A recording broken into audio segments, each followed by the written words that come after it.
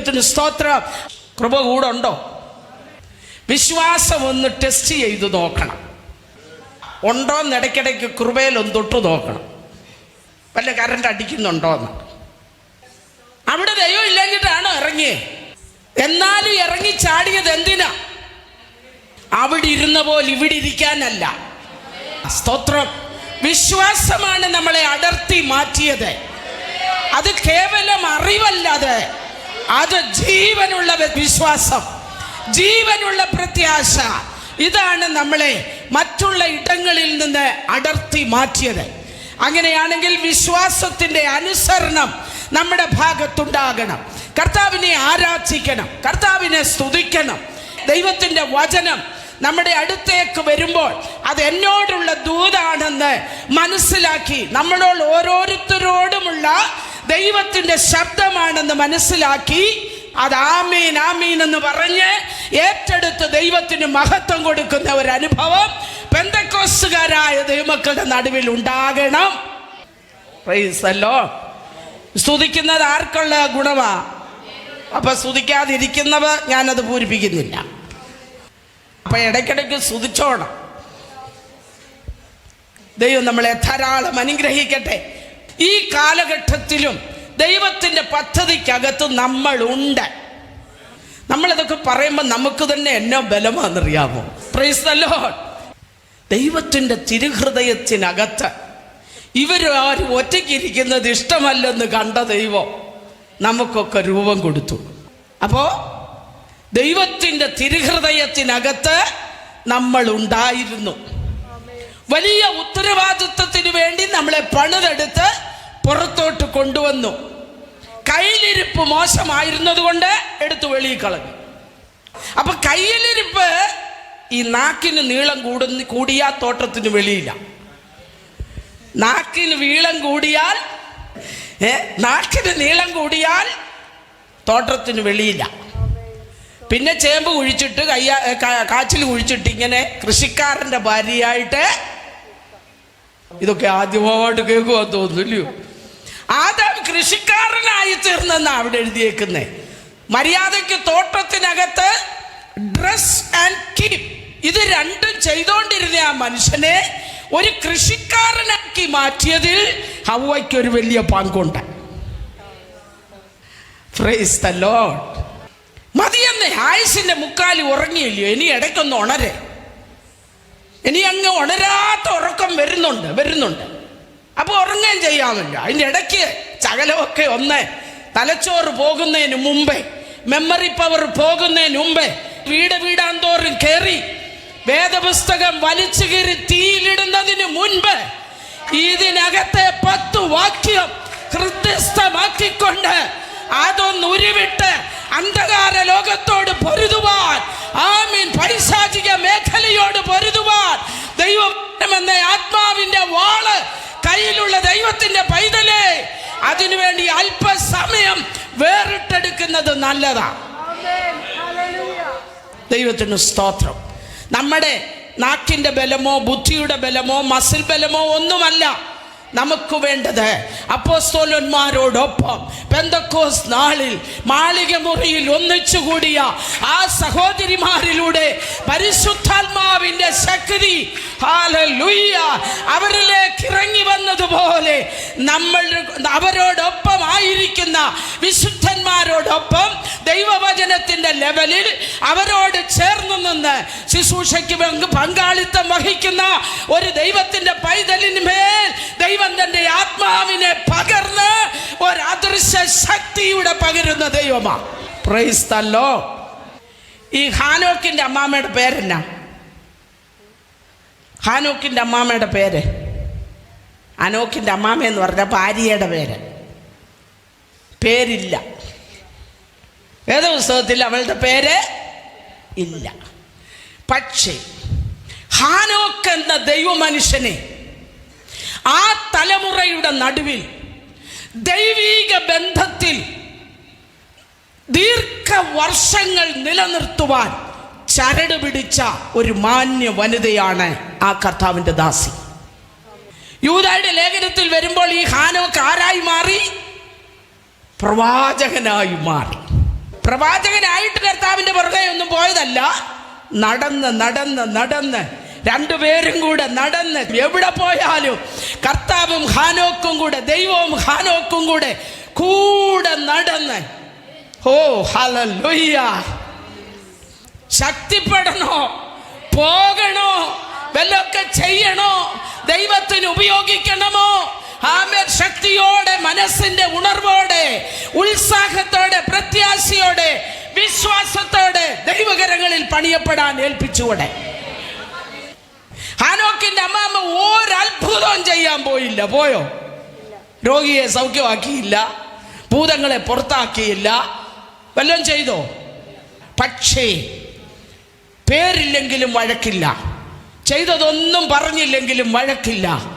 അവൾ ഹാനോക്കിന്റെ ജീവിത വിജയത്തിന്റെ പിൻപിൽ ദൈവത്തോട് കൂടെ നടക്കാൻ, ഓരോ മിനിറ്റിലും ബലത്തിന്റെ മേൽ ബലം പ്രാപിക്കുവാൻ, ആ ഭവനത്തിന്റെ അന്തരീക്ഷം മുഴുവൻ ഭക്തിയുടെ മാനദണ്ഡത്തിൽ സൂക്ഷിച്ച ആ സഹോദരി വേദപുസ്തകത്തിൽ അനുമോദനത്തിന് അർഹയാണ്. ഇനി നമുക്ക് നോഹയുടെ ഭാര്യയെ നോക്കാം. ഈ ഇസബേൽ പിശാചിന്റെ പേര് വേദപുസ്തകത്തിൽ എത്രയോ പ്രാവശ്യം എഴുതിയിട്ടുണ്ട്. ഈ കൊള്ളാവുന്ന സഹോദരിമാരുടെ 2-3 പേരുടെ പേര് എൻ്റെ അപ്പൻ എഴുതിയില്ലല്ലോ. പേരില്ലേലും പ്രവൃത്തിയാ വലുത്. ഇപ്പൊ നമ്മുടെ ഇടയിലെ കടിപിടി എന്നാന്നറിയാം? എൻ്റെ പേരില്ലത്. പേരില്ലാത്തതിന് എത്ര പേര് പിണങ്ങി അങ്ങേപ്പുറത്തെ ചർച്ചിൽ പോയിട്ടുണ്ടെന്നറിയാം. നമ്മൾ ഈ വേണ്ടാത്തതൊക്കെ കളയാമെങ്കിൽ നമ്മൾ ശരിയാവുമെന്നേ. കൊച്ചു കൊച്ചു പിണക്കങ്ങളാ. എന്നോട് ഒരു പ്രിയപ്പെട്ടവർ പലരും പല ചോദ്യങ്ങൾ ചോദിക്കും. എന്നോട് ചോദിച്ചു, ലിക്കുട്ടി ആൻറ്റി, നിങ്ങളിങ്ങനെ പല ഗ്രൂപ്പായിട്ട് നിൽക്കുന്ന എന്തിനാ? ഞാൻ പറഞ്ഞു, ബ്ലോക്ക് കപ്പ അധികം ഫലം കായ്ക്കാൻ ഒരു കമ്പെടുത്ത് 15 കഷ്ണമാക്കി ഞങ്ങൾ പല അയ്യത്ത് കുഴിച്ചിടുന്നേ ഉള്ളൂ. ഞങ്ങളെല്ലാം ബ്ലോക്കാണ്. ഞങ്ങളെല്ലാം ഒന്നാ. ഞാൻ പറഞ്ഞ അധികം ഫലം കായ്ക്കേണ്ടതിനെ ഞങ്ങളെ മുറിക്കും. എല്ലാ അയ്യത്തും തരം കിട്ടുന്നിടത്തെല്ലാം ഞങ്ങളെ നടും. ഞങ്ങളൊന്നാ. സ്തോത്രം, സ്തോത്രം. ഒന്ന് മുറിയാൻ ഏൽപ്പിച്ചു കൊടുത്താൽ, ഒന്ന് താഴാൻ ഏൽപ്പിച്ചു കൊടുത്താൽ, ഒന്ന് തകരാൻ ഏൽപ്പിച്ചു കൊടുത്താൽ, ഒന്ന് പ്രവർത്തിക്കാൻ ഏൽപ്പിച്ചു കൊടുത്താൽ, സർവശക്തൻ നമുക്ക് വേണ്ടി വൻ കാര്യങ്ങളെ ചെയ്യുന്ന ദൈവമാണ്. നോഹയുടെ കാലം ഇന്നത്തെ കാലം പോലെയുള്ള കാലമാണ്. നോഹയുടെ കാലം പോലെ തന്നെ മനുഷ്യപുത്രന്റെ നാളുമാകും. അപ്പൊ മനുഷ്യപുത്രന്റെ നാളുപോലെ തന്നെ ആയിരുന്നു അന്ന് നോഹയുടെ കാലം എന്ന് പറയുമ്പോ 3 ആമ്പിള്ളാരെ മര്യാദയ്ക്ക് അപ്പന്റെ ശുശ്രൂഷയോട് ചേർത്ത് നിർത്തി, പെട്ടകം പണിയിൽ ഒന്നിച്ച് നിർത്തി, ഭക്തിയിൽ നിർത്തി, ദൈവഭയത്തിൽ നിർത്തി. സ്തോത്രം, സ്തോത്രം. ആ അമ്മ എന്തു വലിയ സേവനമാ ചെയ്തെന്നറിയാമോ? ഹല്ലേലൂയ. പെട്ടകം പണിതപ്പോ ആദ്യം അപ്പൻ നോഹ വന്ന വീട്ടിൽ അരുളപ്പാട് പറഞ്ഞു. നമ്മുടെ അപ്പന്മാർ അങ്ങനെ പറയാറില്ല. പ്രാർത്ഥിക്കുന്ന പിതാവിന് ദൈവത്തിന്റെ ശബ്ദമുണ്ട്. വിശ്വാസത്താൽ നോഹ അതുവരെ കാണാത്തതിനെ കുറിച്ച് ഒരു അരുളപ്പാട് പ്രാപിച്ചു. തനിച്ചിരുന്ന് പ്രാർത്ഥിച്ച് കർത്താവുമായിട്ടൊരു എൻകൗണ്ടർ ഉണ്ടാക്കുന്നു എങ്കിൽ ഈ തലമുറയ്ക്ക് കൊടുക്കാനുള്ള ദൈവത്തിന്റെ അരുളപ്പാട്, ഹല്ലേലൂയ, ദൈവം നിങ്ങളുടെ കൈകളിൽ തരും. അതിന് യാതൊരു സംശയവുമില്ല. Price the Lord. നോഹയ്ക്ക് കിട്ടിയ അരുളപ്പാട് അവൻ ആദ്യം എവിടെ പറഞ്ഞെന്നറിയാമോ? വീട്ടിൽ പറഞ്ഞു. പിള്ളേർ 3 കൂടെ കൂകി വിളിച്ചില്ല. പിന്നെ അപ്പൻ ഇപ്പൊ കിട്ടിയ ഒരു അരുളപ്പാട്. ഇപ്പോഴത്തെ ആന്നേ അങ്ങനെ പറയും. അമ്മാമ്മ പറഞ്ഞു, നിങ്ങൾക്ക് ആ അരുളപ്പാട് കിട്ടുന്നത്. ഇത് രണ്ടും അവിടെ സംഭവിച്ചില്ല. കാരണം കൊള്ളാവുന്ന ഭക്തിയായിരുന്നു നോഹയുടേത്. സാക്ഷ്യമുള്ള ഭക്തിയായിരുന്നു. ദൈവിക ഇടപെടൽ അവർ കണ്ടു. ആ കുടുംബത്തിനകത്ത് ഒരു ദൈവഭക്തൻ എങ്ങനെയാണ് ജീവിക്കേണ്ടത്, എങ്ങനെയാണ് കുടുംബം നോക്കേണ്ടത്, എങ്ങനെയാണ് ദൈവിക ഭക്തിയിൽ ജീവിക്കുന്നത് എന്ന് തൻ്റെ ഭാര്യയ്ക്കും മക്കൾക്കുടെയും മുൻപിൽ സാക്ഷ്യം വെളിപ്പെടുത്തിയ മനുഷ്യനായിരുന്നു നോഹ. Praise the Lord. അരുളപ്പാട് പറഞ്ഞപ്പോ പറഞ്ഞു, ഷേം പറഞ്ഞ അപ്പാ, ഇപ്പോഴത്തെ ഷേം പറയുന്ന ഞാൻ പറയുന്നത് കേട്ടോ. ഇപ്പോഴത്തെ ഷേം ഞാനൊന്ന് നോക്കട്ടെ അപ്പാ, ഗൂഗിൾ എന്ത് പറയുന്നു. ഗൂഗിൾ എന്ത് പറയുന്നു മഴയെക്കുറിച്ച് എന്ന് പറഞ്ഞാൽ മഴയെക്കുറിച്ച് അതുവരെ ചെയ്തിട്ടില്ല, അറിയത്തില്ല. അപ്പൊ നമുക്കറിയാത്തതെല്ലാം ആർക്കറിയാം? ഗൂഗിളിനറിയാം. അതുകൊണ്ട് ശേം പറഞ്ഞപ്പ അരുളപ്പാട് അതിനെക്കുറിച്ച് ഗൂഗിൾ എന്ത് പറയുന്നെന്ന് ഞാനൊന്ന് നോക്കട്ടെ. അപ്പൻ അവനെ ഒന്ന് നോക്കി. സ്തോത്രം. ചെറുക്കൻ ഒരു രാത്രി ഒരു പകല് മുഴുവനും നോക്കിയിട്ട് എന്തോ കിട്ടിയില്ല. മഴയെന്ന് പറഞ്ഞാൽ എന്തുവാണെന്ന് അവന് ഗൂഗിളിന് അറിയത്തില്ലെന്നേ. ഗൂഗിളിന് അറിയാത്തത് ഇന്നും ഉണ്ട്. ഗൂഗിളിന് അറിയാത്ത ഇന്നും ഉണ്ടെന്ന്. അതറിയണമെങ്കിൽ മുട്ടുമടക്കി കരങ്ങളെ ഉയർത്തി ഹൃദയം ദൈവസന്നിധിയിൽ ഉയർന്ന് ആത്മമണ്ഡലം ഉയർന്ന് സർവ സൃഷ്ടിയുടെയും സർവജ്ഞാനിയുടെയും മുൻപിൽ അൽഫയായവൻ, ഒമേഗയായവൻ, ആദിയായവൻ, അന്തമായവൻ, പ്രപഞ്ചത്തിന് വിരൽ കൊണ്ട് വൃത്തം വരച്ചവൻ, ഭൂമിയിൽ എന്ത് സംഭവിക്കണമെന്ന് ആമേൻ മുൻകൂട്ടി തീരുമാനിച്ചവൻ, അവനോട് ചോദിരേ സ്വർഗം പറയും.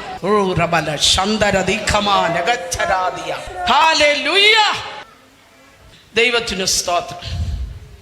അപ്പൊ അരുളപ്പാട് കിട്ടിയ ആ കുടുംബം ഒന്നിച്ചു മുട്ടുകുത്തി.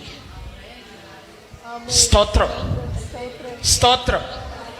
ഞായറാഴ്ച രാവിലെ ട്യൂഷന് പോകാൻ തുടങ്ങിയപ്പോൾ പിള്ളേരെ മൂന്നിനെയും വിളിച്ചിട്ട് അമ്മാമ്മ പറഞ്ഞു, മോനെ ഒരാഴ്ച മുഴുവൻ പഠിച്ചു, ഇന്ന് ഞായറാഴ്ച നീന്തോളജി പഠിക്കാൻ നീ പോകണ്ട. എങ്ങനെ ഭാവിയിൽ വരുന്ന പ്രതിസന്ധിയെ എങ്ങനെ അതിജീവിക്കാമെന്ന് നീ പോകണ്ട. നീ ഒരു കാര്യം ചെയ്യ്. ഇപ്പോഴത്തെ നോഹയുടെ ഭാര്യമാരാന്നില്ല എന്തോ ചെയ്യുമെന്നറിയാമോ? പാസ്റ്റർ അവിടെ സങ്കീർത്തനം വായിച്ചു കഴിയുന്നുടനെ ആ സൈഡിൽ കൂടെ മോനെ ഇങ്ങ് പോരെ, ട്യൂഷനുണ്ട് കേട്ടോ. ട്യൂഷൻ ഗുണം പിടിക്കാനുള്ള ട്യൂഷൻ അല്ലത്. 6 ദിവസം നീന്തോളജി പഠിച്ചാൽ മതി. 7-ാം ദിവസം നീ തിയോളജി പഠി. നീ ആരാധിക്കുന്ന ദൈവമാരാ, നീ സേവിക്കുന്ന ദൈവമാരാ. ഹല്ലേലൂയ. സർവശക്തൻ ആരാണ്? അവന്റെ കൃപ എന്താണ്? വിശ്വാസം എന്താണ്? വിശുദ്ധി എന്താണ്? ലോകത്തെ ജയിക്കുന്നത് എങ്ങനാ? വരാനുള്ള ലോകത്തിൽ നിന്ന്, ന്യായവിധിയിൽ നിന്ന് ഒഴിഞ്ഞ് ഓടി പോകേണ്ടത് എങ്ങനെയാണെന്ന് പഠിക്കാൻ കഴിയണമെങ്കിൽ സങ്കീർത്തനം കഴിയുമ്പോൾ സൈഡ് വഴി ഇറങ്ങി ഓടുകയല്ല, മുഴുവൻ സമയവും അവിടെ ഇരിക്കണം. Price the Lord. നിന്റെ തലമുറയുടെ ജ്ഞാനം സ്വർഗത്തിന്റെ കൈകളിലാ. സമയം ദൈവത്തിന് വേണ്ടി കൊടുത്തവന്റെ തലമുറ ഒന്നും മുടിഞ്ഞു പോയിട്ടില്ല. ദൈവത്തിന്റെ പൈതലേ, അവരൊക്കെ ലോകത്തിന്റെ വിവിധ ഇടങ്ങളിൽ ദൈവത്തെ മാനിച്ചവരെ ദൈവം മാനിച്ചിട്ടുണ്ട്. നോഹയുടെ ഭാര്യയും സൗരന്മാരുടെ സെക്രട്ടറി ഒന്നും അല്ലെങ്കിലും ചിലതൊക്കെ അവളെ കൊണ്ട് ചെയ്യിക്കാൻ പറ്റും. ഏറ്റവും വലിയ വിജയം എന്ന് പറയുന്നത് അവിടെ കുടുംബത്തെ നേടുവാൻ അവളെ കൊണ്ട് കഴിഞ്ഞു. ലോത്തിന് അത് കഴിഞ്ഞില്ല, തൻ്റെ കുടുംബത്തെ നേടാൻ കഴിഞ്ഞില്ല. എന്നാൽ നോഹയ്ക്ക് അത് നേടാൻ കഴിഞ്ഞു. കുഞ്ഞുങ്ങൾ ചെന്ന് ചോദിച്ചപ്പാ, പെട്ടകം പണിയുന്നത് നല്ലതാ, ദൈവത്തെ അനുസരിക്കുന്നത് നല്ലതാ, പക്ഷെ അതങ്ങ് കടലിൻ്റെ അടുത്തോട്ട് ഇത് ആര് തള്ളി കടലിൽ കൊണ്ടുപോകും? നോഹ പറഞ്ഞു, മക്കളെ, കടലിൻ്റെ അവിടെ കൊണ്ടുവച്ച് പണിയുന്നത് വിശ്വാസമല്ല. കടൽ ഇങ്ങോട്ട് വരുമെന്ന്, അതാ വിശ്വാസം. അരുളപ്പാട് മാത്രമല്ല, ഞാൻ വിശ്വസിച്ച, ഞാൻ എന്നെ കേൾപ്പിച്ച അരുളപ്പാടിനൊത്തവണ്ണം ഞാൻ പണിയുന്ന ഇടത്തു നിന്ന് ഈ പെട്ടകത്തെ കൊണ്ടുപോകുവാൻ കടൽ ഇങ്ങോട്ട് വരുമെന്ന് തലമുറയോട് പറഞ്ഞു കൊടുത്ത വിശ്വാസ വീരനായിരുന്നു നോഹ. Praise the Lord. നമുക്ക് ഈ ദിവസങ്ങളിൽ നമ്മുടെ തലമുറയ്ക്ക് കൊടുക്കാനുള്ളത് വിശ്വാസം പകർന്നു കൊടുക്കണം. നമ്മെ ഒരാഴ്ച മുഴുവൻ നടത്തിയ ദൈവത്തെ അതുപോലെ പകർന്നു കൊടുക്കുവാൻ നമുക്ക് കഴിയണം. ദൈവത്തിൻ്റെ പൈതൽ പറഞ്ഞു കൊടുക്കുന്നവരിവിടെ ഒത്തിരി പേരുണ്ട്. പറഞ്ഞു കൊടുക്കുന്നത് കേട്ടവർ മടുത്തു. പകർന്നു കൊടുക്കാൻ കഴിയട്ടെ. വിശ്വാസം പറഞ്ഞു കൊടുക്കാൻ കഴിയുകയില്ല, വിശ്വാസം പകർന്നു കൊടുക്കാൻ കഴിയണം. Price the Lord, price the Lord. ഇങ്ങനെ ഓരോ സഹോദരിമാരെ എടുത്താലും ദൈവം അവരെ ഉപയോഗിച്ചിട്ടുള്ള കാര്യങ്ങൾ ദൈവവചനത്തിൽ നമുക്ക് കാണാനായിട്ട് കഴിയുന്നുണ്ട്. നമുക്ക് അല്പസമയത്തെ ചിന്തയ്ക്കായിട്ട് ലൂക്കോസ് എഴുതിയ സുവിശേഷം 1-ാം അധ്യായത്തിന്റെ 66-ാം വാക്യം നമുക്ക് വായിക്കാം. ലൂക്കോസ് 1:66. കേട്ടവർ എല്ലാവരും അത് ഹൃദയത്തിൽ നിക്ഷേപിച്ചു. ഈ പൈതൽ എന്താകുമെന്ന് പറഞ്ഞു. കർത്താവിന്റെ കൈ അവനോട് കൂടെ ഉണ്ടായിരുന്നു. കർത്താവിന്റെ കൈ അവനോട് കൂടെ ഉണ്ടായിരുന്നു. കർത്താവിന്റെ കൈ എന്നോട് കൂടെ ഉണ്ടായിരുന്നു. അവനോട് കൂടെ ഉണ്ടായിരുന്നു. നമ്മുടെ തലമുറയോട് കൂടെ ഉണ്ടായിരിക്കട്ടെ. Hallelujah, hallelujah. ഇവിടെ 2 യുഗങ്ങളിൽ ജീവിച്ചിരുന്ന 2 സഹോദരിമാർ. ഒന്ന്, ന്യായപ്രമാണ യുഗത്തിന്റെ അവസാന കണ്ണിയായി ഒരു എലിസബത്തും, കൃപായുഗത്തിന്റെ ആരംഭത്തിൽ തുടക്കം കുറിക്കാൻ ഒരു മറിയയും. 2 ജനറേഷനെ തമ്മിൽ ദൈവശബ്ദം കൊണ്ടും പരിശുദ്ധാത്മാവ് കൊണ്ടും ഒന്നിപ്പിക്കുന്ന, സ്തോത്രം, ഒരു വലിയ പ്രക്രിയ നമുക്ക് ഈ സുവിശേഷങ്ങളുടെ ആദ്യ ഭാഗങ്ങളിൽ കാണാൻ കഴിയുന്നു. ഒരു 400 വർഷം ദൈവിക ഇടപെടൽ, ദൈവ പദ്ധതിക്ക് വേണ്ടി തിരഞ്ഞെടുക്കപ്പെട്ട ഒരു വിശുദ്ധ സന്തതിയെ ഒരുക്കിയെടുത്ത് മുന്നോട്ട് കൊണ്ടുവന്ന് അത്ഭുതങ്ങളുടെ പരമ്പരകളിലൂടെ യാത്ര ചെയ്ത് ലോകത്തിൽ ആർക്കും ചെയ്യാത്ത അത്ഭുതങ്ങൾ അവർക്ക് വേണ്ടി ചെയ്ത്, ലോകത്തിൽ ആരും തന്നിട്ടില്ലാത്ത ഭക്ഷണം കൊടുത്ത്, ആരും കുടിച്ചിട്ടില്ലാത്ത വെള്ളം കൊടുത്ത്, ആരെയും പ്രൊട്ടക്ട് ചെയ്യുന്നതിനേക്കാൾ ഉപരിയായി ദൈവിക സംരക്ഷണത്തിന്റെ കീഴിൽ കൊണ്ടുവന്ന ദൈവ പദ്ധതിയിൽ നിന്ന് ഈ ജനം മാറി മറിഞ്ഞതുകൊണ്ട് ഒരു 400 വർഷം ദൈവം മൗനമായി നിൽക്കുന്നു. ഹല്ലേലൂയ. പഴയ നിയമം മുഴുവൻ ഞാൻ ആ ഒരു വാചകത്തിനകത്താണ് ചേർത്താം. ദൈവിക ലക്ഷ്യത്തിൽ നിന്ന് ദൈവം നമ്മളെ വിളിച്ചതിന് എന്തുണ്ട്? ദൈവം നമ്മെ വിളിച്ചതിന് എന്തുണ്ട്? ഒരു ഉദ്ദേശമുണ്ട്. ദൈവം നമ്മെ കരുതിയതിന് ഒരു ഉദ്ദേശമുണ്ട്. ആർക്കും കൊടുക്കാത്തത് ദൈവം നമുക്ക് വേണ്ടി ചെയ്യുമ്പോൾ ദൈവത്തിന്റെ തിരുഹൃദയത്തിൽ ഒരു പദ്ധതിയുണ്ട്. Hallelujah, hallelujah. ഇങ്ങനെ ഇങ്ങോട്ട് കൊണ്ടുവന്നത് എന്തിനാണെന്നറിയാമോ? ജാതികളുടെ നടുവിൽ വേർപെട്ടവരായി നിൽക്കുവാൻ, ദൈവ പദ്ധതി വെളിപ്പെടുത്തുവാൻ, മശിഹയെ വെളിപ്പെടുത്തുവാൻ, വരാൻ പോകുന്ന ക്രിസ്തുവിനെ വെളിപ്പെടുത്തുവാൻ, ലോകരക്ഷകനെ വെളിപ്പെടുത്തുവാൻ പഴയ നിയമ ഇസ്രായേലിനെ തിരഞ്ഞെടുത്തു എങ്കിൽ പുതിയ നിയമ ഇസ്രായേലാകുന്ന നമ്മെ അവൻ തിരഞ്ഞെടുത്തത് എൻ്റെ രക്ഷകനായ യേശുവിനെ ഉയർത്തുവാൻ, ഉയർത്തെഴുന്നേറ്റ യേശുവിനെ ഉയർത്തുവാൻ. ഹല്ലേലൂയ. സ്വർഗത്തിൽ ചില കാര്യങ്ങളുണ്ട് എന്ന് വിശ്വസിക്കുമാറ് നമ്മുടെ ജീവിതാനുഭവം ഉന്നത നിലവാരത്തിൽ കൊണ്ടുപോകുവാൻ ദൈവം നമ്മെ തെരഞ്ഞെടുത്തിരിക്കും. സ്തോത്രം. പഴയ നിയമത്തിലെ ഒരു ജ്ഞാനി പറഞ്ഞു, എന്നോട് ചോദിച്ചു, സൂര്യന് കീഴേ ഉള്ളതെല്ലാം ഞാൻ പറഞ്ഞുതരാം. എന്നിട്ട് പുള്ളി പറഞ്ഞു, ഇതെല്ലാം മായ, എനിക്ക് ഈ സൂര്യൻ്റെ കീഴേലുള്ളതൊന്നും വലിയ അറിവില്ലേലും സൂര്യന് മുകളിൽ ചില കാര്യങ്ങളുണ്ട്, സൂര്യന് മുകളിൽ കുറച്ച് കാര്യമുണ്ടെന്ന്. ഹല്ലേലൂയ. അത് പറയാൻ നമുക്ക് ദൈവം കൃപയും ഭാഗ്യവും തന്നിരിക്കുക.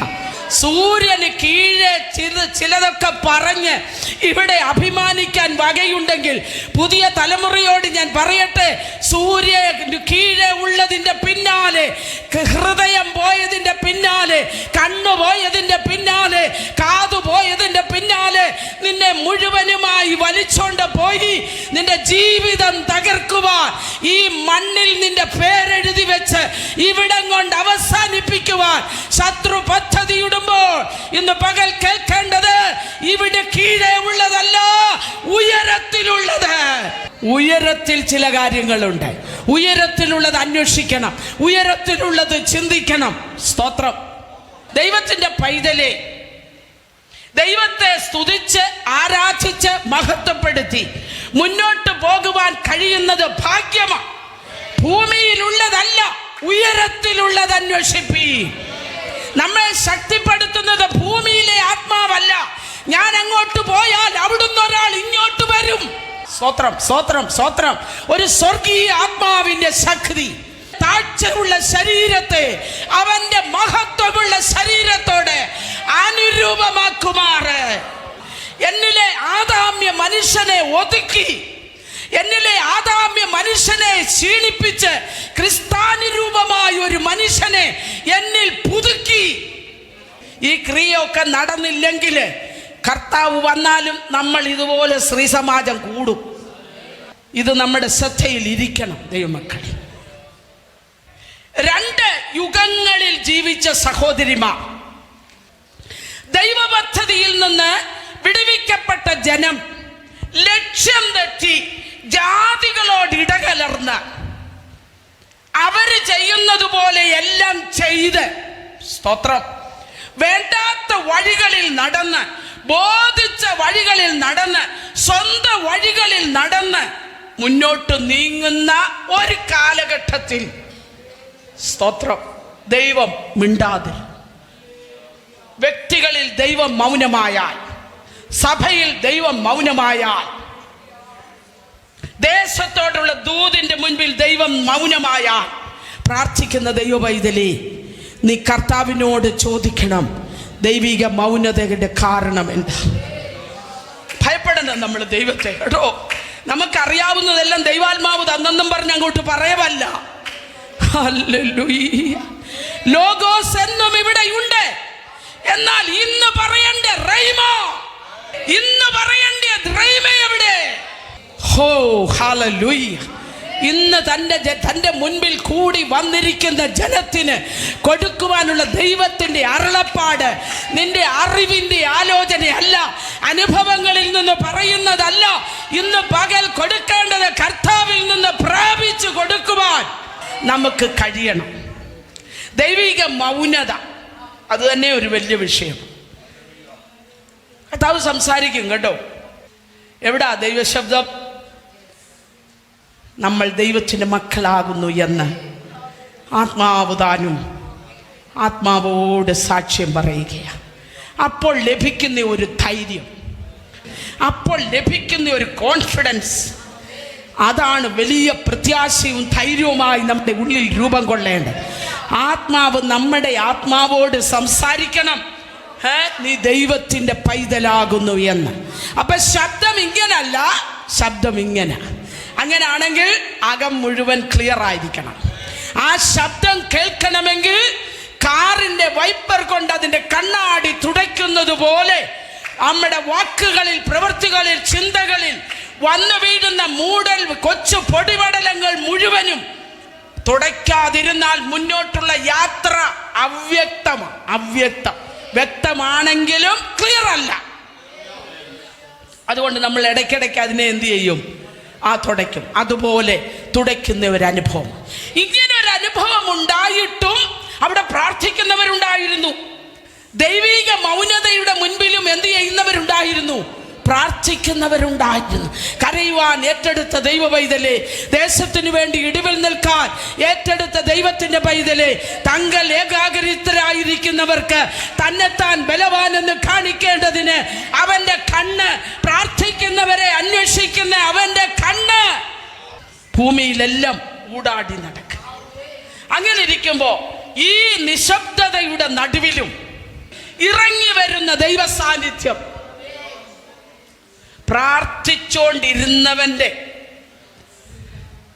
സക്കറിയാവ് തികച്ചും അനുകൂലമായ ഒരു ആത്മീയ അന്തരീക്ഷമല്ല സക്കറിയാവിന്റെ കാലഘട്ടത്തിൽ.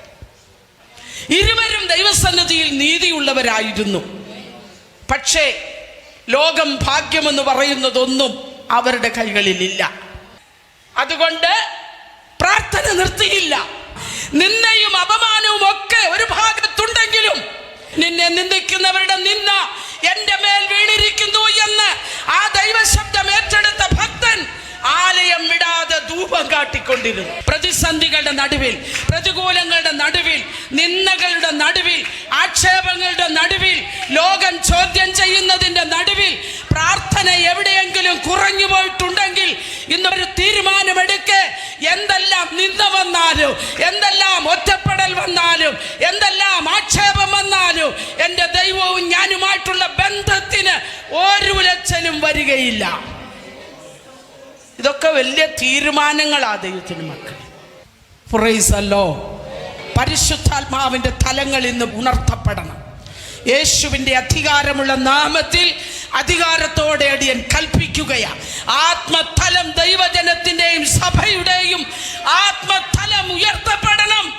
Price the Lord. മടുത്തുപോയ പ്രാർത്ഥനാ തലങ്ങൾ ഉണർത്തപ്പെടട്ടെ, ആരാധന തലങ്ങൾ ഉണർത്തപ്പെടട്ടെ. പ്രാർത്ഥിക്കുന്നവർ പോലും തമ്മിൽ പോരടിച്ചുകൊണ്ട്, സ്തോത്രം, ഐക്യത വെളിപ്പെടുത്താൻ കഴിയാതെ മല്യുദ്ധം ചെയ്തു നിൽക്കുമ്പോൾ അവിടെ ജയിക്കുന്നത് പൈശാചിക മേഖലയാണെന്ന് നാം തിരിച്ചറിയണം ദൈവമക്കളെ.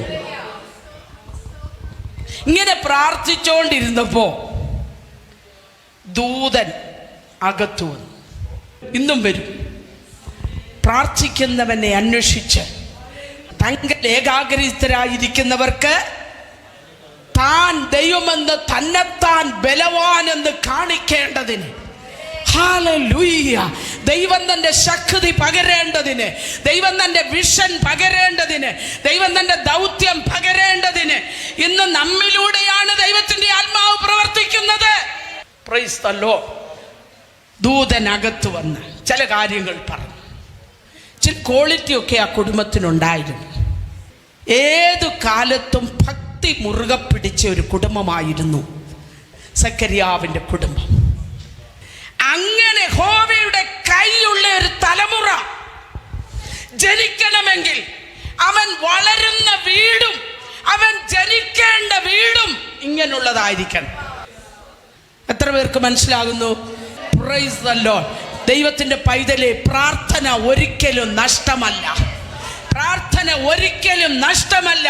നീ ഒഴുക്കുന്ന ഓരോ തുള്ളി കണ്ണുനീരും ആമേൻ ഒരിക്കലും നഷ്ടമല്ല. ഇന്നല്ലെങ്കിൽ നാളെ അതിനെല്ലാം മറുപടി വെളിപ്പെടുന്ന സുദിനങ്ങൾ നമ്മുടെ മുൻപിലുണ്ട്. Price the Lord. അപ്പൊ നിശബ്ദതയെ ഭേദിച്ചുകൊണ്ട് ദൈവം ഭൂമിയിൽ ഇടപെടുകയാണ്. ഏലി പുരോഹിതന്റെ കാലം ഒട്ടും ആത്മീയർക്ക് ചേരുന്നതല്ല. ആലയത്തിനകത്തെ ശൂന്യമാക്കുന്ന മ്ലേച്ഛത നിൽക്കരുതാത്തടത്ത് നിൽക്കുന്നത് കാണുമ്പോൾ വായിക്കുന്നവൻ ചിന്തിച്ചു കൊള്ളട്ടെ. സ്തോത്രം, സ്തോത്രം, സ്തോത്രം, സ്തോത്രം. പലതും നമ്മുടെ മനസ്സിന് നൊമ്പരമാ, പലതിനും നമുക്ക് വേദനയാ, പ്രതികരിക്കാൻ ശക്തിയില്ല. കണ്ണുനീരോടെ വിഷയങ്ങൾ ദൈവസന്നിധിയിൽ വെക്കുന്ന ദൈവത്തിന്റെ പൈതലേ, ദൈവം മൗനത വെടിയുന്ന നാളുകൾ മുൻപിലുണ്ട്. ദൈവം ഇടപെടുന്ന നാളുകൾ മുൻപിലുണ്ട്. Hallelujah, hallelujah. യാഗപീഠത്തെങ്കിലും ആലയത്തിലും നടക്കരുതാത്തത് നടക്കുമ്പോഴും ശമൂവേൽ എന്ന ബാലൻ എവിടാ നിൽക്കുന്നത്? അവൻ സാക്ഷ്യപെട്ടകത്തോടെ ചേർന്ന് നിൽക്കുകയാണ്. സാക്ഷ്യം നഷ്ടപ്പെടുത്താതെ സാക്ഷ്യപെട്ടകത്തോടെ ചേർന്ന് നിൽക്കുന്ന ദൈവത്തിൻ്റെ പൈതലേ, നിന്നോട് ദൈവത്തിൻ്റെ അരുളപ്പാടുണ്ട്. നീ നിൽക്കുന്ന സ്ഥലത്തെക്കുറിച്ചുള്ള അരുളപ്പാട് ഈ തലമുറയ്ക്ക് കൊടുക്കാൻ പ്രാർത്ഥിക്കുന്ന ദൈവ പൈതലേ, നാളുകളായി ദേശത്തിന് വേണ്ടി ഇടിവിൽ നിൽക്കുന്ന ദൈവ പൈതലേ, ചില കുടുംബങ്ങൾക്ക് വേണ്ടി ഇടിവിൽ നിൽക്കുന്ന ദൈവത്തിന്റെ പൈതലേ, ദൈവം മൗനത വെടിയും. സഭയോടുള്ള മൗനത വെടിയും, കുടുംബങ്ങളോടുള്ള മൗനത വെടിയും, ദേശത്തോടുള്ള മൗനത വെടിയും. ദൈവം ഇടപെടും. പ്രാർത്ഥിക്കുന്നവനിലൂടെ ദൈവം ഇടപെടും. Price the Lord. ദൈവം വന്ന് സംസാരിച്ചു. കാര്യങ്ങൾ അവിടെ ക്ലിയറാണ്. ഒരു സന്തതി ജനിക്കും, അതിങ്ങനെ ആയിരിക്കും. അവൻ ആരായിരിക്കും, എന്തായിരിക്കും, അതിൻ്റെ പിൻപിൽ ത്യാഗം അനുഭവിച്ച ഒരു ഭക്തൻ. ദൈവഹിതം പലകയിൽ എഴുതേണ്ടതിന് മൗനത പോലും സഹിക്കേണ്ടി വന്ന, അധരം പോലും ബന്ധിക്കപ്പെട്ടവനായി ഒരു പിതാവ്. കൊച്ചു കാര്യമാണോ യഹോവയുടെ കൈ കൂടെ ഇരിക്കുന്ന ഒരു തലമുറയെ ജനിപ്പിക്കണമെങ്കിൽ? VBS നടത്തിയാൽ ഒക്കത്തില്ല, കൗൺസിലിംഗ് കൊടുത്താൽ ഒക്കത്തില്ല. സ്തോത്രം. യഹോവയുടെ കൈ കൂടെയുള്ള ഒരു തലമുറ ജനിക്കണമെങ്കിൽ അവൻ പാലിക്കേണ്ട നിയമമുണ്ട്. അവന്റെ മാതാപിതാക്കൾ പാലിക്കേണ്ട നിയമമുണ്ട്. അവൻ വളർന്നു വരുന്ന കുടുംബ പശ്ചാത്തലം എങ്ങനെയായിരിക്കണം? ദൈവം ഇടപെടുന്ന കുടുംബങ്ങൾ. കൊച്ചു കാര്യമല്ല ഇതൊന്നും കേട്ടോ. ദൈവത്തിന് സ്തോത്രം. 6 മാസം കഴിഞ്ഞപ്പോ കൃപായുഗത്തിൽ ഒരു ആരംഭം ദൈവം കുറിക്കുകയും. നോക്ക്, ന്യായപ്രമാണ യുഗത്തിൻ്റെ അവസാന കണ്ണിയിൽ ദൂതനിറങ്ങി. കൃപായുഗത്തിൻ്റെ ആരംഭത്തിലും വേറൊരു സഹോദരിയുടെ അടുക്കൽ ആര് വരികയാണ്? ദൂതൻ വന്ന് അകത്തു വരികയാണ്. അകത്തു വന്നേച്ച് പറയുകയാ, കൃപ ലഭിച്ചവളെ. എപ്പോഴാണ് ഇത് കിട്ടിയെന്നറിയത്തില്ല. കഴിഞ്ഞ 40 ഇരുന്നപ്പോഴാണോ? മറിയയുടെ കാര്യമാണ് ഞാൻ ഈ പറയുന്നത്. കൃപ ലഭിച്ചവളെ. അപ്പൊ എപ്പോഴാണ് ഇത് ലഭിച്ചത്? കൃപ ലഭിച്ചത് എപ്പോഴാണെന്നറിയാമോ? ഒരു തിരഞ്ഞെടുക്കപ്പെട്ട ജനം മുഴുവനും വിരലിൽ എണ്ണാവുന്ന ചിലർ ഒഴിച്ച് ബാക്കി മുഴുവനും പ്രമാണത്തെ മറന്നു കളഞ്ഞു ജീവിച്ചപ്പോൾ, കന്യക ഗർഭിണിയായി ഒരു മകനെ പ്രസവിക്കുമെന്ന് എഴുതി വെച്ച പ്രവാചക വാക്യത്തിൽ വിശ്വസിച്ച് ചില സഹോദരിമാർ പലസ്തീന്റെ പള്ളക്കാടുകളിൽ മാറിയിരുന്നു കൊണ്ട് റോമൻ ഗവൺമെന്റിന്റെ കൈകളാൽ തീർന്നു പോകാതെ, മരിച്ചു പോകാതെ, ബന്ധിക്കപ്പെടാതെ കാടുകളിലും ഗുഹകളിലും മാറി പാർത്തുകൊണ്ട് അവർ വിളിച്ചു പറഞ്ഞു, മശിഹിയേ എന്നിൽ വരണമേ. കാലം എത്ര വീർപ്പ് മുട്ടിച്ചാലും കരയുന്നവർ എവിടെയുണ്ടോ അവിടെ ദൂതൻ അകത്തു വരും, ദൂതൻ ഇടപെടും. ദൈവത്തിന്റെ പൈതലേ, ഓ കൂടെ ആരുണ്ടെന്ന് നോക്കത്തില്ല. നീ ബന്ധിക്കപ്പെട്ട് കിടക്കുന്ന ഇടത്ത് ദൈവത്തിന്റെ ദൂതൻ ഇറങ്ങും. ആരും നിന്നെ വിടുവിക്കാനില്ലെന്ന് തോന്നുന്ന ഇടത്ത്, നിന്റെ മേലുള്ള മാനുഷിക കരങ്ങൾ ബലമുള്ളതാണെന്ന് തോന്നുന്ന ഇടത്ത്, പുറത്തു വരാൻ കഴിയുകയില്ലെന്ന് തോന്നുന്ന ഇടത്ത് ദൈവത്തിന്റെ ദൂതൻ ഇറങ്ങുമെന്നേ. ഹല്ലേലൂയ. എത്ര പേർ ആഗ്രഹിക്കുന്നു എൻ്റെ വീട്ടിൽ ദൂതനൊന്ന് ഇറങ്ങണേ കർത്താവേ. ഹല്ലേലൂയ. എൻ്റെ വീട്ടിൽ ദൈവദൂതൻ ഇന്നുമുണ്ടെന്ന് ദൈവത്തിന്റെ ദൂതൻ. ഹല്ലേലൂയ. പത്രോസിന് വേണ്ടി കാരാഗ്രഹത്തിൽ മാത്രമല്ല, ലില്ലിക്കുട്ടിക്ക് വേണ്ടി ഇവിടെ ഇറങ്ങുന്ന ദൂതനുണ്ടെന്ന്. നിനക്ക് വഴി കാണിക്കാൻ ആരുമില്ലെന്ന് തോന്നുന്ന ഇടത്ത്, നിന്നെ സംരക്ഷണ ചെയ്യുവാൻ ആരുമില്ലെന്ന് തോന്നുന്ന ഇടത്ത് ദൈവത്തിന്റെ ദൂതൻ ഇറങ്ങും. സ്തോത്രം. അനുഭവങ്ങളിലൂടെയാണ് ഞാൻ പറയുന്നത്. 2 തലമുറ ഇറങ്ങി വരികയാണ്. അടുത്ത തലമുറയെ കുറിച്ചുള്ള വാഗ്ദത്തം കൊടുത്തു, ആലോചന കൊടുത്തു. അവൾ പറഞ്ഞു, ഇതൊക്കെ എങ്ങനെ സംഭവിക്കുന്നു എനിക്ക് അറിയാൻ വയ്യ. ദൂതൻ പറഞ്ഞു, വലിയ തിയോളജി തലപുകഞ്ഞ് ആലോചിക്കണ്ട. നിന്റെ മാനുഷികമാകുന്ന പരിമിതികളൊക്കെ ഞാൻ മനസ്സിലാക്കുന്നുണ്ട്. അതിനാ നിനക്ക് മറിയേ എന്ന് വിളിക്കാതെ നിന്നെ ഞാനൊരു പേര് വിളിച്ചത്. എന്തുവാ? കൃപ ലഭിച്ചവളേ. ഹല്ലേലൂയ. കൃപ ലഭിച്ചവളേ.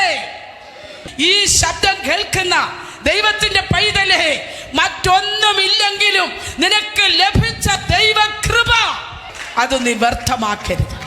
2 തലമുറ 6 മാസത്തെ വ്യത്യാസത്തിൽ പിറന്നു വീണു. സ്തോത്രം. ഈ ആദ്യത്തെ തലമുറയോട് എലിസബത്ത് പറഞ്ഞു, മോനെ, നീ ഒരു നല്ല പുരോഹിതന്റെ മകനായി ജനിച്ചു, നല്ല കുടുംബത്തിൽ ജനിച്ചു. നിനക്ക് കഴിക്കാൻ വല്ലതുകൊണ്ട് വേണ്ടാത്ത പാട് അല്ലേ? ആട്ടിറച്ചി, ഭോജനയാഗത്തിൻ്റെ മാവിൻ്റെ അപ്പം ഒക്കെ നിനക്കൊണ്ടേലും ചെറുക്കം കാട്ടുതേനും വെട്ടുക്കിളിയുമേ തിന്നുള്ളൂ. അതിപ്പോൾ ആരുടെ കുഴപ്പമാണ്? ആലയത്തിലെ ഭക്ഷണം ഉണ്ടെങ്കിലും അവനത് വേണ്ട. എൻ്റെ വിളി ഒരു പുരോഹിതൻ്റെ പിന്തുടർച്ചാവകാശം ചെയ്യാനല്ല. എൻ്റെ വിളി ഞാൻ തിരിച്ചറിയുന്നു. നീയോ പൈതലേ അത്യുന്നതന്റെ പ്രവാചകനെന്ന് വിളിക്കപ്പെടും. രൂപം കൊണ്ടും ഭക്ഷണം കൊണ്ടും ഭാവം കൊണ്ടും ആകാരഭംഗി കൊണ്ടും അവൻ പ്രവാചകനായി മാറുകയായിരുന്നു. ഓ ഹല്ലേലൂയ. വചനം അവനെ രൂപാന്തരപ്പെടുത്താൻ അവൻ തന്നെ ഏൽപ്പിച്ചു കൊടുത്തു.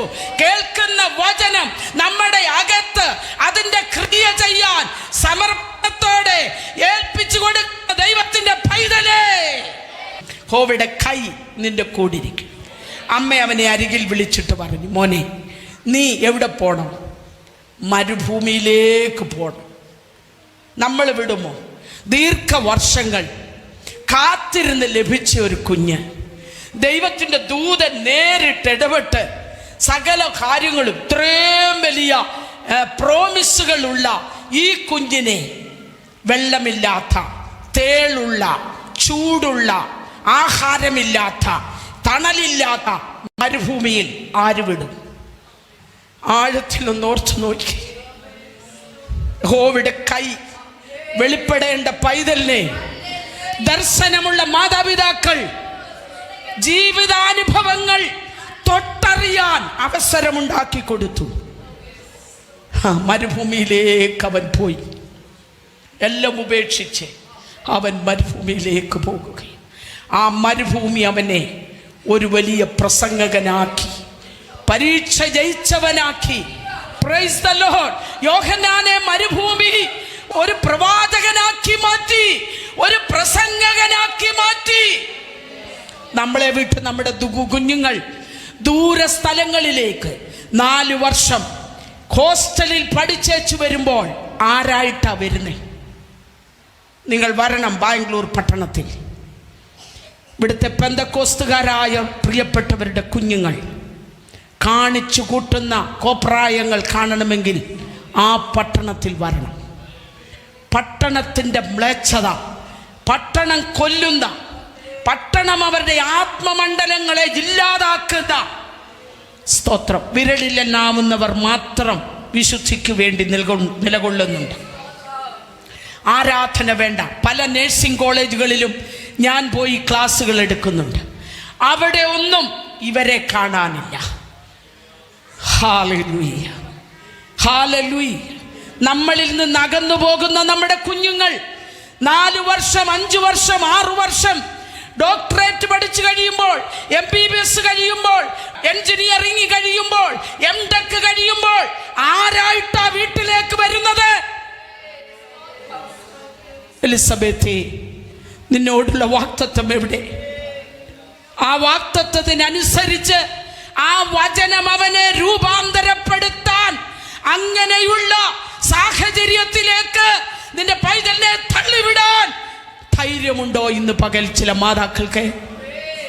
കർത്താവേ, രൂപാന്തരപ്പെടുത്തണമേ. യഹോവയുടെ കൈയുള്ള ഒരു തലമുറയായി എൻ്റെ തലമുറ മാറേണ്ടതിന് ഹല്ലേലൂയ ഞാൻ അവനെ അവിടുത്തെ കരങ്ങളിൽ തരികയാണ്. സ്തോത്രം, സ്തോത്രം. മരുഭൂമിയിൽ നിന്ന് കയറി വന്ന കുഞ്ഞ്, ആ കുഞ്ഞിനോട് അമ്മ പറയുന്ന വിശേഷപ്പെട്ട, നമ്മൾ പറയാത്ത കുറെ കാര്യം എലിസബത്ത് പറഞ്ഞു. നിന്റെ പുറകെ വരുന്ന ഈ ആശാരി ചെറുക്കനുണ്ടല്ലോ, യേശു എന്ന് പറയുമ്പോൾ നമുക്കിപ്പോൾ വലിയ ബഹുമാനമുണ്ട്. അന്നെന്തുവാ, തച്ചൻ്റെ മകൻ, പട്ടിണി കൊണ്ട് പൊറുതിമുട്ടിയ ഒരു വീട്ടിലെ കുഞ്ഞ്, കഴിക്കാനില്ല, കുടിക്കാനില്ല, ഉടുക്കാനില്ല. ഹല്ലേലൂയ. ആ വീട്ടിലെ കുഞ്ഞാണ്. ആകെയുള്ള പ്രശസ്തി എന്ന് പറയുന്നത് ദൂതൻ ആ വീട്ടിൽ വന്ന് സംസാരിച്ചു എന്നുള്ളതാണ്.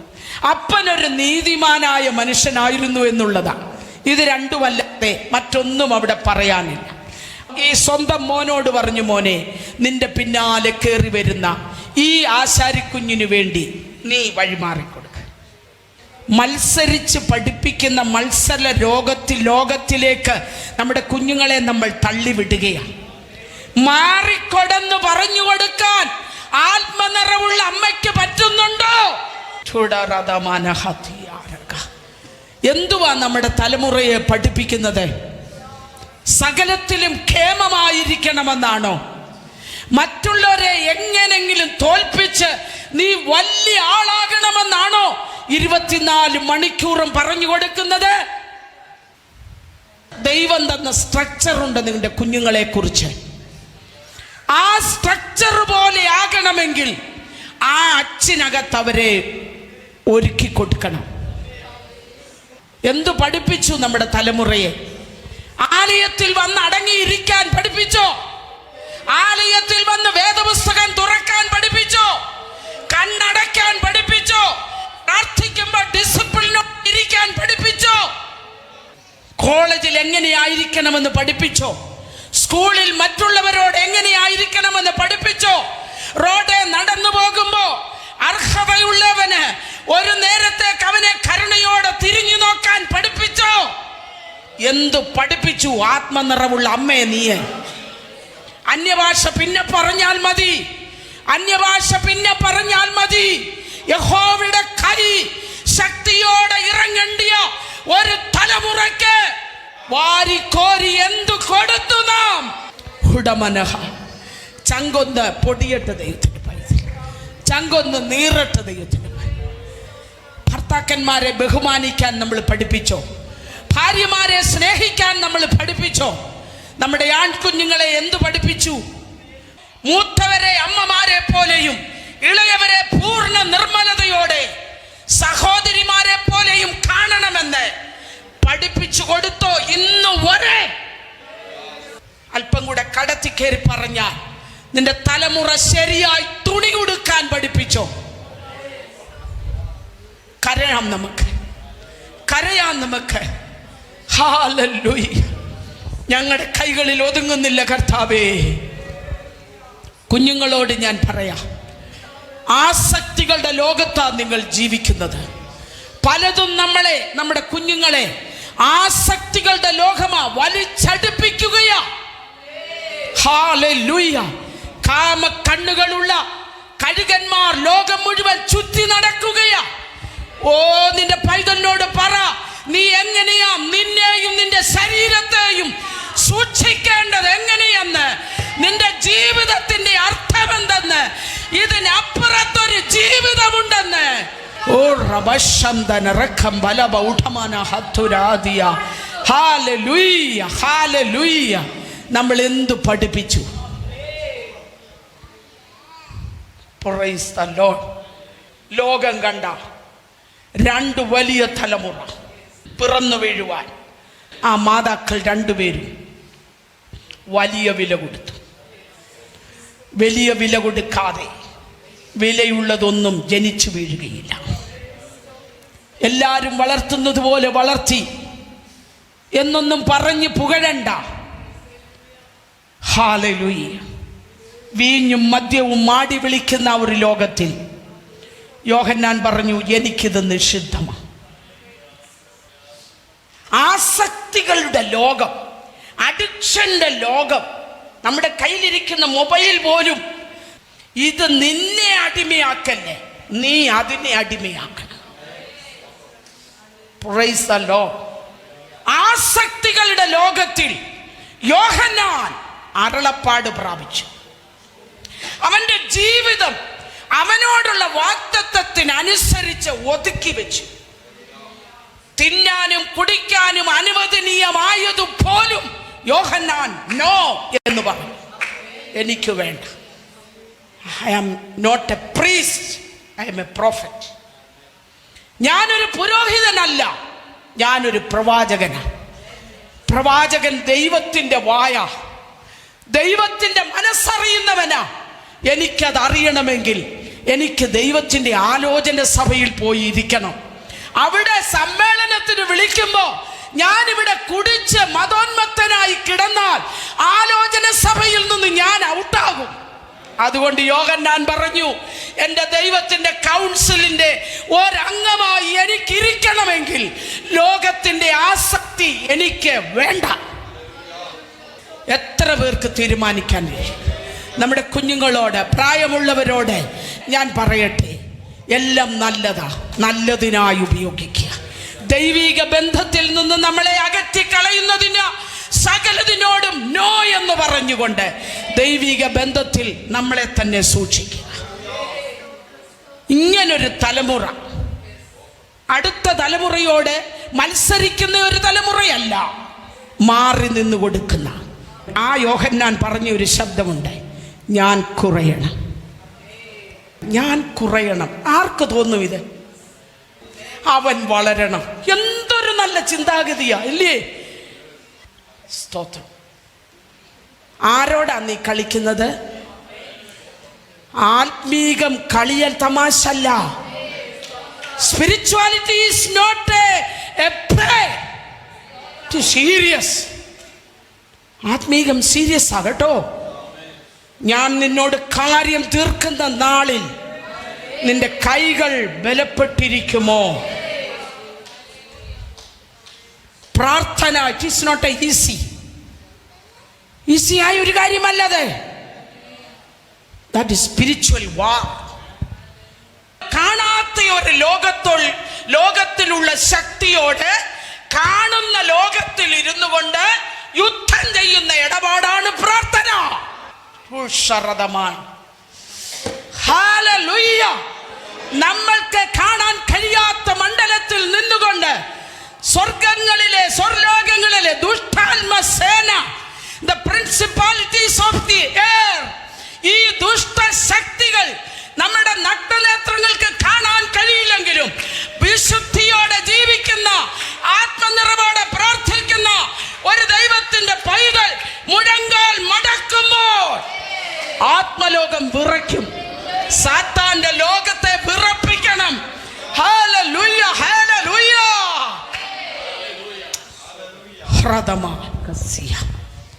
പരിശുദ്ധാത്മാ നിറവുള്ള അമ്മ പറഞ്ഞു കൊടുത്തു, നിനക്കുള്ള നന്മയൊന്നും നിന്റെ പുറകെ വരുന്ന മറ്റൊരാൾ കൊണ്ടുപോകത്തില്ല മോനെ. നിന്റെ വിളി പ്രവാചകൻ എന്ന നീ ആ കുഞ്ഞിന് വേണ്ടി നിന്റെ വഴി മാറിക്കൊടുക്ക. അവൻ കയറിപ്പോട്ടെ മുന്നിലോട്ടെ. ഹല്ലേലൂയ. ഈ നല്ല ക്വാളിറ്റി നമുക്ക് ആവശ്യമാണ്. ഇതെല്ലാം ഒരുക്കി എടുത്തുകൊണ്ട് പരിശുദ്ധാത്മാവ് എഴുതുകയാ. സ്തോത്രം. പലരും പലതും ചോദിച്ചു. ഈ പൈതൽ എന്താകുമെന്നൊക്കെ ചോദിച്ചു. വലിയ വില കൊടുത്തൊരു തലമുറയെ കൊണ്ടുവരികയാണ്. മറിയയാണെങ്കിലും വലിയ വില കൊടുത്താണ് ഒരു തലമുറയെ പുറത്തു കൊണ്ടുവന്നത്.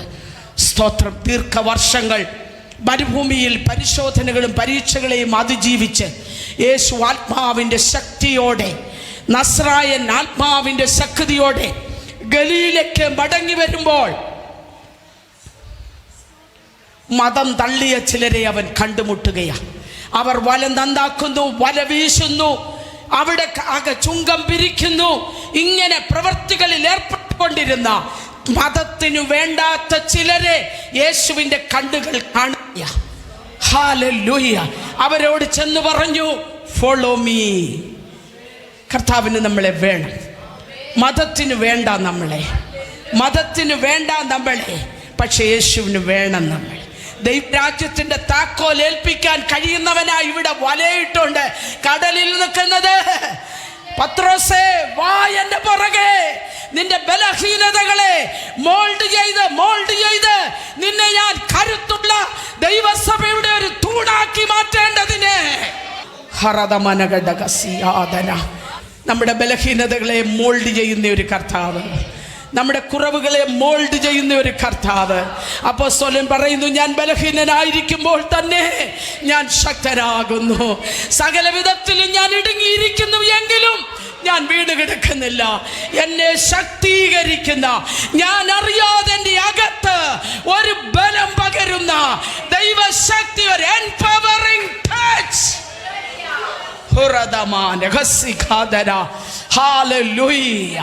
എംപവറിംഗ് സ്പർശനം നമ്മുടെ അകത്ത് കർത്താവ് പകർന്ന് പത്രോസിനെ ഒരുക്കിയെടുത്തെങ്കിൽ, പൗലോസിനെ ഒരുക്കിയെടുത്തെങ്കിൽ, യോഹന്നാനെ ഒരുക്കിയെടുത്തെങ്കിൽ, നമ്മുടെ മൂത്ത ആങ്ങളമാരെ സുവിശേഷ വേലയ്ക്ക് വേണ്ടി ഒരുക്കിയെങ്കിൽ, നമ്മുടെ കൺമുമ്പിൽ ജീവിച്ച പിതാക്കന്മാരെ ശക്തിയുള്ള ശുശ്രൂഷയ്ക്ക് വേണ്ടി ഒരുക്കിയെങ്കിൽ, അവരുടെ അവകാശികളായി നീതിയോടും വിശുദ്ധിയോടും ദൈവവചനത്തിന് വില കൊടുത്തു നിൽക്കുന്ന ദൈവസഭയിൽ ചിലരെ ദൈവം വേർതിരിക്കട്ടെ.